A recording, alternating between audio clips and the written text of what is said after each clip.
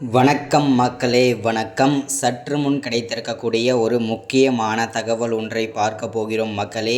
சற்று முன் விளையாட்டுத்துறை அமைச்சராக இருக்கும் உதயநிதி அவர்களை வீடு புகுந்து தூக்கியிருக்காங்க அமலாக்கத்துறை.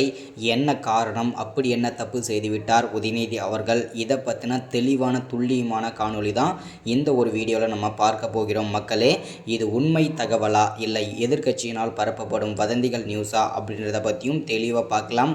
அதற்கு முன்பாக நமது சேனலுக்கு நீங்கள் புதிய பார்வையாளராக இருந்தீர்கள் என்றால் மறக்காமல் நமது அரசியல் நியூஸ் சேனலை சப்ஸ்கிரைப் பண்ண மட்டும் மறந்துடாதீங்க. சப்ஸ்கிரைப் பண்ண உடனேயே பக்கத்திலே ஒரு பெல் பட்டன் வரும், அதை கிளிக் பண்ணி ஆளுன்ற ஆப்ஷனில் போட்டு வச்சுக்கோங்க. தொடர்ந்து நம்ம வீடியோ போட்டோம்னா உங்களுக்கு நோட்டிஃபிகேஷன் மேலேயே வரும், அதை பார்த்து தெரிஞ்சுக்கலாம்.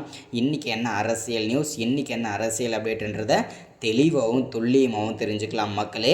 அது மட்டும் இல்லாமல் வீடியோ பார்க்குற ஒவ்வொருத்தரும் மறக்காமல் வீடியோவை லைக் பண்ணிவிடுங்க, அது ரொம்ப இம்பார்ட்டன்ட். ஒவ்வொருத்தரும் வீடியோவை ஷேர் பண்ணுங்கள், ரொம்ப இம்பார்ட்டன்ட். ஓகே, வாங்க வீடியோக்குள்ளே போகலாம். சற்று முன்பு கிடைத்திருக்கக்கூடிய ஒரு முக்கியமான பரபரப்பான அதிர்ச்சிகரமான ஒரு சோகமான தகவலை கூட சொல்லலாம் திமுகவின் ஆட்சியை பொறுத்த வரைக்கும். ஏன் அப்படின்னு பார்த்தீங்கன்னாக்கா, கடந்த 2-3 மாதங்களாகவே திமுகவில் இருக்கக்கூடிய முக்கியமான அமைச்சர்கள், மூத்த அமைச்சர்கள் எல்லாமே அமலாக்கத்துறையிடம் சிக்கி சின்னாபின்னமாக ஆகிட்டு வந்துட்டுருக்கிறது. ஆல்மோஸ்ட் தமிழ்நாட்டில் எல்லாருக்குமே தெரிஞ்ச விஷயம் தான் இல்லையா? ஸோ இந்த தமிழ்நாட்டில் யாரெல்லாம் இதுவரைக்கும் திமுகவின் ஆட்சியில் இருக்கக்கூடிய முக்கியமான மூத்த அமைச்சர்கள்லாம் யாரெல்லாம் சிக்கியிருக்காங்க அப்படின்னு பார்த்தீங்கன்னாக்கா, முதல்ல பிள்ளையார் சொல்லி போட்டு வச்சு ஆரம்பித்ததே செந்தில் பாலாஜி தலைவர் தான். அவருக்கு பல பேர் வச்சு அவரை கிட்டத்தட்ட புழல் சிறையில் அடைச்சி 200 நாட்களை மேலே கடந்தாச்சு. இன்னும் அவரை வெளிக்கொண்டு வருவதற்கான வாய்ப்புகளும் கிடையாது. அடுத்ததாக ஜெகத் ரட்சகன், ஏவா வேலு, முன்னாள் அமைச்சரான பொன்முடி, இந்த மாதிரி பல அமைச்சர்கள், மூத்த அமைச்சர்கள் எல்லாம் சிக்கிட்டு வந்துட்டு இருந்தாங்க. அந்த வரிசையில் சற்று முன்பு விளையாட்டுத்துறை அமைச்சராக இருக்கும் உதயநிதியை வீடு புகுந்து தூக்கியிருக்காங்க அமலாக்கத்துறை. என்ன காரணம் அப்படின்னு பார்த்தீங்கன்னாக்கா, அவர் பார்த்தீங்கன்னா கடந்த ஒரு 6 மாதத்துக்கு முன்பு சனாதன வழக்கில் பார்த்தீங்கன்னாக்கா அவருக்கு கேஸ் நடந்துட்டு, அது கேஸ் தீர்ப்பாகிவிட்டது இன்று.